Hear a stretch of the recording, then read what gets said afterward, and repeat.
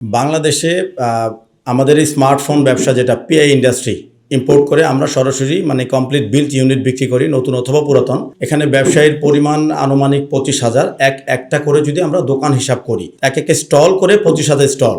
এই 25,000 স্টলের ভিতরে অন্তত 21-22,000, প্রায় 80-85% মানুষ ব্যাংক লোন নিয়ে ব্যবসাটা করে, এবং ব্যাংক লোনের পরিমাণ 5 লাখ থেকে শুরু করে কোথাও কোথাও 3-4-5 কোটি টাকাও আছে।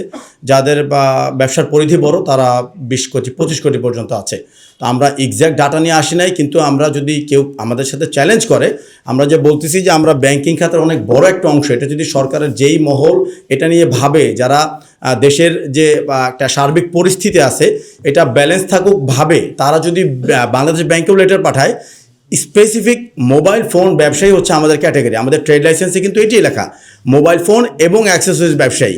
এই ক্যাটাগরিতে উনি সার্চ করলে সরকারের যেই মহলে এটার জন্য উপযুক্ত তারাও ডেটা পেয়ে যাবে। পরিমাণটা অনেক বড়, আনুমানিক 3 থেকে 4 হাজার কোটি টাকা। আমাদের মোবাইল বিজনেস কমিউনিটি ছাড়াও ব্যবসায়িক অনেক মহল আমাদের সাথে যোগ হয়েছে। আমরা এখন নামগুলো প্রকাশ করব না। অনেক ব্যবসায়িক মহল যুক্ত হয়েছে, অনেক ছাত্র গোষ্ঠী আমাদের সাথে যুক্ত হয়েছে, আমাদের সাথে অনেক ভোক্তা মহল যুক্ত হয়েছে।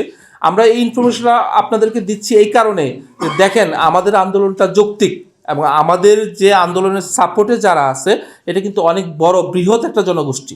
আমরা একটা হুঁশিয়ারি দেওয়ার জন্য এখানে বলতেছি যে দেখেন, এই নির্বাচনের আগে যদি ফয়েজ আহমেদ তৈয়ব সাহেব এটার সলিউশন না করেন, আপনি কিন্তু চিন্তা করেন না যে আমরা আপনার পদত্যাগ চাবো। আপনাকে পজিশনের থেকে আমাদের সলিউশন করে দিয়ে যেতে হবে।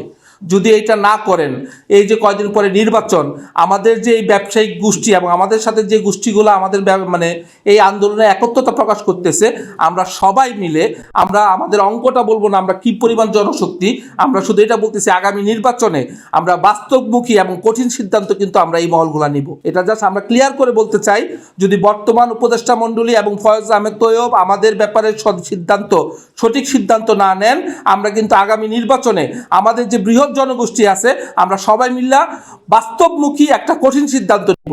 এটা আপনাদেরকে আমরা সময় হইলে জানাই দিব ইনশাআল্লাহ।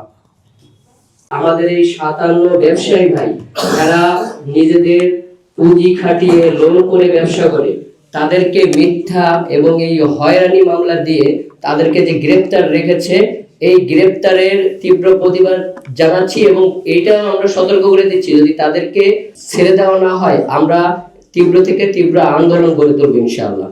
আপনি দেখছেন যে বিটিআরসি ভবন ভাঙচুর, আসলে বিটিআরসি ভবনটাও এটা আমরা ভাঙচুর করি না। এখানে একটা আমাদের নিয়ে একটা নাটক সাজানো হয়েছে।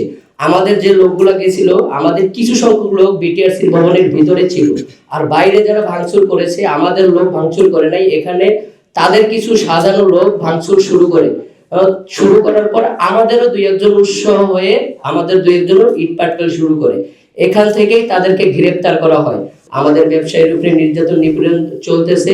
আপনাদের এইটুকু বলে দিচ্ছি যে বাংলাদেশের ইতিহাসে কখনো কোনো ফ্যাসিস্ট স্থায়িত্ব হয় নাই, এবং প্রত্যেকটা ফ্যাসিস্টের পতন হয়েছে খুব খারাপ ভাবে।